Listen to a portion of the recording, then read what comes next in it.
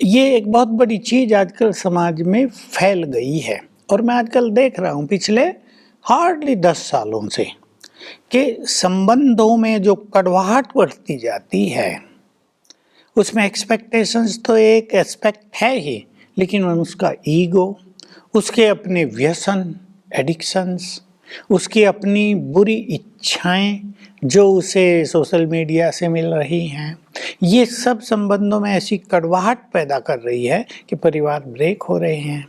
तो इससे जीवन का सुख जा रहा है। एक पत्नी अपने पति से एक्सपेक्ट करती है जो मैं कहूँ वो यही करे, माँ बाप से नाता तोड़ दे, अब इसका केवल मेरे से नाता है। आपने सुनी होंगी ये बातें, तो बहुत गड़बड़ होती हैं।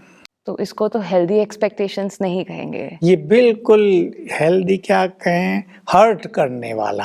अब वो बच्चा बीच में फंस जाता है, अब वो यंग है, वो 25 साल का, वो 28 साल का है, माँ बाप ने उसकी पालना की है, उसको बड़ा किया, प्यार दिया है, पत्नी कहती है इनसे कोई नाता नहीं तुम्हारा। अब वो क्या करे, तो बेचारा डिप्रेशन में आ जाता है। ये केसेस बहुत होने लगे, भिन्न भिन्न तरह की एक्सपेक्टेशंस, अगर उनकी लिस्ट बनाए तो कम से कम 25 निकल जाएंगे, जो भिन्न भिन्न रिलेशनशिप्स में मनुष्य को जीवन का सुख नहीं लेने दे रही है। और ये तो फॉल्स एक्सपेक्टेशन है, जो आपने बोला, हर्ट करने वाली एक्सपेक्टेशन, जो रिश्तों को कमज़ोर करने वाली एक्सपेक्टेशन। और ऐसे बहुत सारी एक्सपेक्टेशंस हैं जो खुद को ही डैमेज करती है, अपने आप को, दूसरों को तो करती ही है पर खुद को भी। तो क्या मेरे लिए कौन सी एक्सपेक्टेशन रखने से मैं सही डायरेक्शन पे जा सकती हूँ, लाइक सेल्फ एक्सपेक्टेशन? हाँ, देखिए यही है कि वो स्वयं को बहुत डैमेज करती हैं।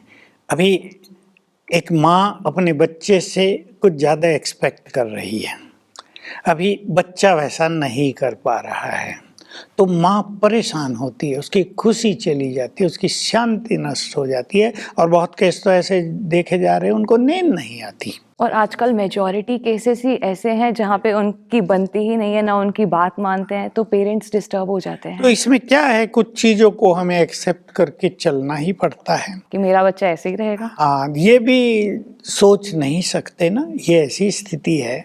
अब दिखाई तो देता है कि ये किसी की मान नहीं रहा। यही हमें प्रैक्टिकल स्पिरिचुअलिटी बहुत काम आती है।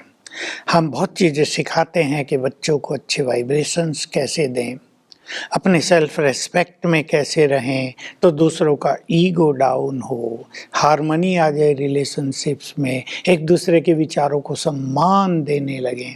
तो मनुष्य जो आजकल एजुकेटेड हो गया है बहुत ज़्यादा, उसको इस स्पिरिचुअल एजुकेशन की बहुत ज़रूरत है, और उसमें विशेष रूप से कि संबंध एक विशाल चीज़ है, वाइड इसका दायरा है, तो सबसे ही संबंध अच्छे रखने चाहिए, एक से नहीं। और जो एक से ही संबंध निभाने की सोचते हैं वो वास्तव में कहीं के भी नहीं रहते।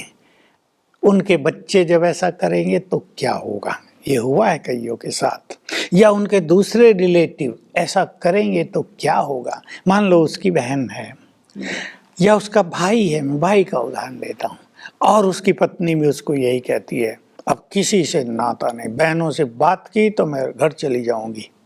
अभी वो भाई जो अपनी बहन से बहुत प्यार करता है, वो भाई जिसके लिए अपनी बहन के प्रति बहुत सम्मान है और वो उसे मदद करना चाहता है, अब वो वहाँ फंस गया।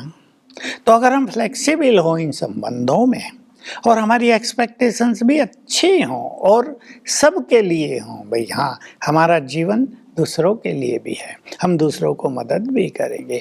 आप एक माँ के बेटे भी हो, आपका कर्तव्य उसके लिए भी बहुत कुछ बनता है, आप उसे पूरा करो।